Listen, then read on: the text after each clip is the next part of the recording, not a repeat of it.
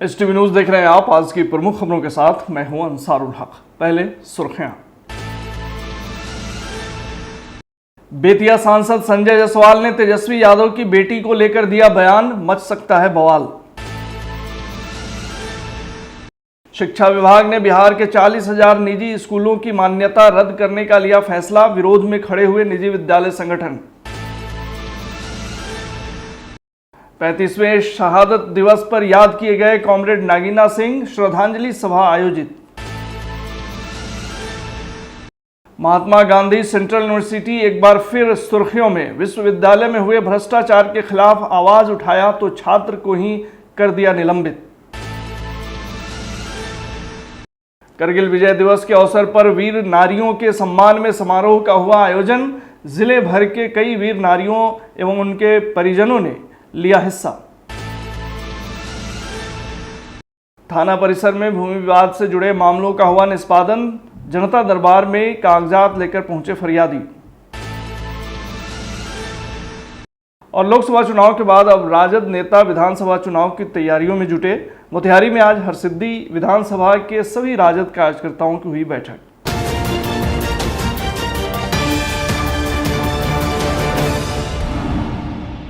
BJP के पूर्व प्रदेश अध्यक्ष सह बीजेपी सांसद संजय जायसवाल ने तेजस्वी यादव की बेटी को लेकर एक बड़ा बयान दिया है। संजय जायसवाल ने तेजस्वी यादव पर हमला करते हुए वह बात कह दी जिसको लेकर हो सकता है विपक्ष के लोग भड़क जाएं। हालांकि संजय जायसवाल दिलीप जायसवाल के भाजपा प्रदेश अध्यक्ष मनोनीत किए जाने को लेकर खुशी जाहिर कर रहे थे, लेकिन इस दौरान उन्होंने राजद पर निशाना साधते हुए कहा कि बीजेपी में लोकतांत्रिक व्यवस्था है, इसलिए हर 3 साल पर प्रदेश अध्यक्ष का बदलाव होता है। इस बार दिलीप जायसवाल को जिम्मेवारी मिली है, लेकिन राष्ट्रीय जनता दल जो लोकतांत्रिक होने का दावा करती है, उसके अगले राष्ट्रीय अध्यक्ष कौन होंगे यह सभी को पता है। उन्होंने कहा 25 साल बाद जब तेजस्वी यादव की बेटी बड़ी होगी तो संभवतः वह भी राजद की अध्यक्ष बन सकती है। सुनिए संजय जायसवाल ने अपने बयान में क्या कुछ कहा है। यह लोकतांत्रिक दल है। हम अभी से जानते हैं कि राष्ट्रीय जनता दल का अगला अध्यक्ष तेजस्वी जी की बेटी होगी या बेटा होगा।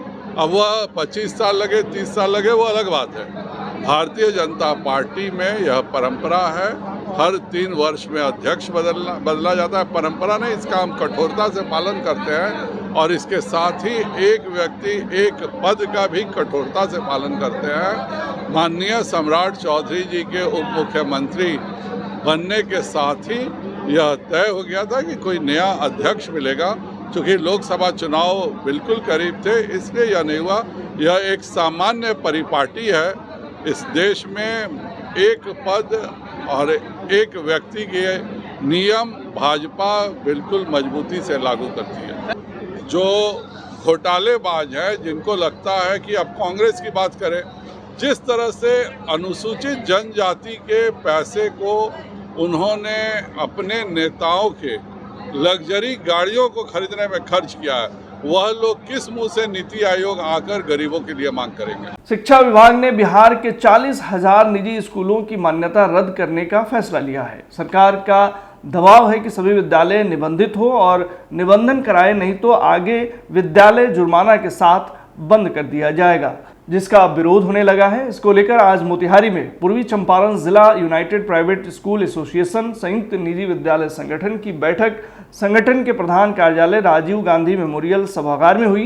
बैठक में उपस्थित लोगों ने कुछ बिंदुओं पर अपनी मांग रखते हुए क्या कुछ कहा, सुनिए। शिक्षा अधिकार अधिनियम के तहत जो एक मौलिक अधिकार में शामिल किया गया है, उसके तहत निजी विद्यालयों को RTE राइट टू एडुकेशन का पालन करना है। इसके एवज में 2021 में एक ई-संबंधन पोर्टल बिहार सरकार द्वारा चालू किया गया कि जो भी अनिबंधित विद्यालय हैं या जिनका पहले से निबंधन है लेकिन वो मैनुअल है, वो भी ऑनलाइन हो जाएंगे और पटना से उसकी निगरानी होगी। सरकार के देखरेख में वो विद्यालय सभी संचालित होंगे। तो सारे विद्यालय के निदेशकों को जब इसकी जानकारी हुई तो सभी निदेशकों ने ट्रस्ट बनाया, ऑनलाइन किया और अपने अपने संस्था के आधारभूत संरचना को दुरुस्त किया। मैं सरकार जिला शिक्षा पदाधिकारी महोदय से ये पूछना चाहता हूँ कि आखिर किस कारणों से 3 साल से सभी निजी विद्यालयों का निबंधन रुका हुआ है। ठीक, ये के पाठक जी द्वारा नियम लागू किया गया था, उन्होंने त्वरित सारा कार्रवाई करके सारा ऑनलाइन कराया, लेकिन आज तक निबंधन विद्यालय का नहीं मिल रहा है। पूर्वी चंपारण के कोटवा में शहीद कॉमरेड नागीना सिंह की शहादत दिवस मनाई गई। कॉमरेड नागीना सिंह के 35वें शहादत वर्ष पर उनके पैतृक गांव प्रखंड क्षेत्र के मठिया में आयोजित श्रद्धांजलि सभा में पहुंचे पूर्व विधायक त्रिवेणी तिवारी ने शहीद कॉमरेड के समाधि पर फूल माला अर्पित कर श्रद्धांजलि दी। साथ ही कार्यक्रम को संबोधित करते हुए उन्होंने कहा कि नेताओं के चरित्र में फर्क आया है तो जनता का भी नजरिया नेताओं के प्रति बदल गया है। व्यापक एकता से ही संगठन मजबूत होता है। भाजपा को रोकने के लिए ईमानदारी से संगठित होने की जरूरत है। वहीं भाकपा नेता विजय सिंह ने कहा कि स्वर्गीय सिंह गरीबों एवं सामाजिक न्याय के लिए ही अपनी कुर्बानी दे दिए। कार्यक्रम की अध्यक्षता एवं संचालन रामायण सिंह व धन्यवाद ज्ञापन जदयू नेता सह नागीना सिंह के पुत्र संजय सिंह ने किया। महात्मा गांधी सेंट्रल यूनिवर्सिटी मोतिहारी एक बार फिर सुर्खियों में है। अब इस विश्वविद्यालय ने एक अलग लेवल का कारनामा कर दिखाया है। विश्वविद्यालय अपने एक स्टूडेंट को अपने यहाँ से निष्कासित कर दिया है। निष्कासित छात्र आकाश सिंह का कहना है कि उसने विश्वविद्यालय में 2017 में हुई नियुक्तियों में गड़बड़ झाले के खिलाफ आवाज उठाई थी, जिसके बदले में उस पर निलंबन का डंडा चला है। एमजीसीयू के मीडिया विभाग में अध्ययन कर रहे छात्र नेता ने दावा किया कि उनके द्वारा 2017 में सेक्शन ऑफिसर पद पर नियुक्त दिनेश हुड्डा की नियम के विरुद्ध नियुक्ति, गलत अनुभव प्रमाण पत्र और उनके यूजीसी में कार्यरत होने के गलत दावे को लेकर पिछले 1 साल से कुलपति समेत उच्च अधिकारियों का आवेदन और शिकायत की जाती रही, लेकिन विश्वविद्यालय ने इसकी जांच कराने के बदले श्री हुड्डा को गुपचुप तरीके से प्रमोशन दे दिया और उसके खिलाफ आवाज उठाने वाले छात्र नेता को नियमों का माहौल उड़ाते हुए अनिश्चित काल के लिए निलंबित कर दिया। क्या कर रहे हैं एमजीसीयू से निष्कासित स्टूडेंट, सुनिए। मामला यह है कि महात्मा गांधी केंद्रीय विश्वविद्यालय में वर्ष 2017 और 19 की नियुक्ति में बड़े पैमाने पर फर्जीवाड़ा हुई है। विश्वविद्यालय के सेक्शन ऑफिसर के पद पर दिनेश हुड्डा की नियुक्ति गलत और अवैध प्रमाण पत्रों को लगाकर की गई है। सेक्शन ऑफिसर के लिए यूजीसी का रेगुलेशन में रूल है कि यूडीसी चाहिए, 8 वर्ष का एक्सपीरियंस होना चाहिए अपर डिवीजन क्लर्क के रूप में, लेकिन दिनेश हुड्डा एलडीसी के रूप में उन्होंने अपना एक्सपीरियंस लगाया है। कई तरह की मांगे थी। लगातार 1 वर्षों से हम माननीय कुलपति जी से मिल करके उनको पर्सनली बता करके और उन्होंने हमें कहा कि आप व्यक्तिगत रूप से हमें मेल कीजिए, हम कार्रवाई कराएंगे। 1 वर्ष से लगातार शिक्षा मंत्रालय, यूजीसी, माननीय राष्ट्रपति महोदय के यहाँ सभी जगहों पर उनकी शिकायत है। पूर्व में 2 माननीय सांसद आदरणीय पप्पू यादव जी और आदरणीय डॉक्टर अरुण कुमार जी, दोनों लोगों ने पत्र लिख करके दिनेश हुड्डा के नियुक्ति की जांच कराने की मांग की थी और यहाँ जो भी नियुक्तियाँ 17 और 19 में हुई थी उसकी मांग की थी, लेकिन कोई कार्रवाई नहीं हुई। प्रोक्टोरियल बोर्ड ने सबसे पहले तो हमें इस वीडियो के नाम पे लगातार टॉर्चर किया। 2 बार शो को नोटिस करके हमें बुला करके अढ़ाई घंटे तक टॉर्चर किया। मानसिक रूप से विक्षिप्त पागल प्रोक्टोरियल बोर्ड के सदस्यों ने हमको कहा। 6 कैमरा की निगरानी में हमारी एक अपराधी की तरह हमारे साथ व्यवहार किया जा रहा था। उससे भी मन नहीं भरा तो विश्वविद्यालय प्रशासन ने हमें अपने बीच के रास्ते से हटाने के लिए और अपने फर्जी चहेतों को बचाने के लिए हमें विश्वविद्यालय से निलंबित कर दिया है।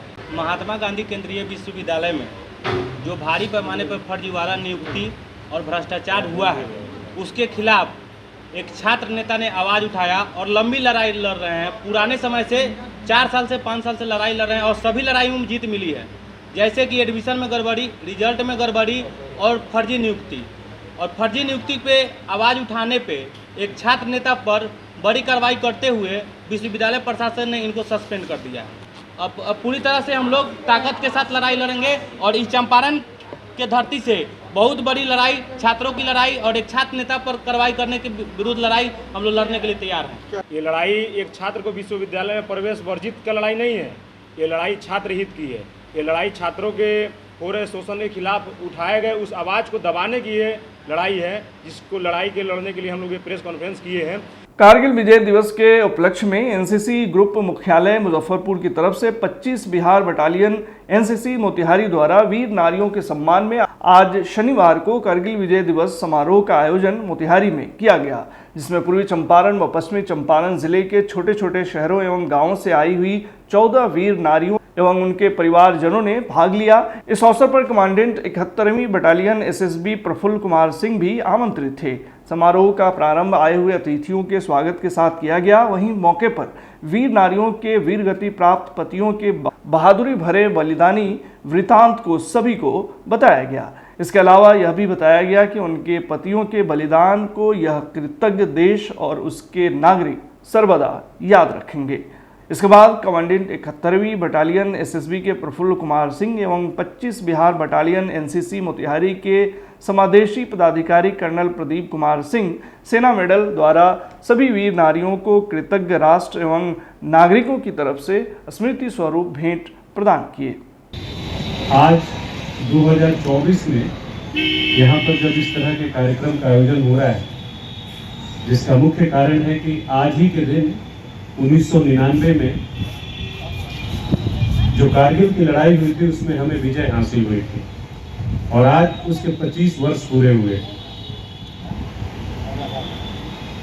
जो न सिर्फ कारगिल बल्कि उसके पूर्व के युद्धों में भी और बाकी समय में भी राष्ट्र की सेवा में अपनी ड्यूटी के दौरान जिन लोगों ने सबसे सर्वोच्च शहादत हासिल की, आज उनको सम्मानित करने का एक कार्यक्रम एनसीसी की इस बटालियन ने किया है।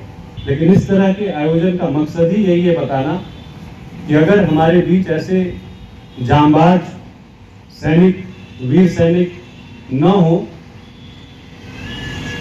तो जो आज़ादी और जो स्वतंत्रता की सांस हम ले रहे हैं इस हवा में, वो हमारे लिए बड़ा मुश्किल है। हम बस उन्हें बताते रहें, हम उन्हें जताते रहें कि आप अभी भी, आप और आपके पति और उनका जो बलिदान है वो हमारे दिलों में अभी भी बसता है और उन्होंने जो किया हम उसकी भरपाई तो नहीं कर सकते, लेकिन ये है कि हम अपनी तरफ से हम उन्हें जता सकते हैं कि कोई भी परेशानी हो, कोई भी दुख हो, हम आपके साथ खड़े हैं हमेशा। बस यही एक प्रयास था।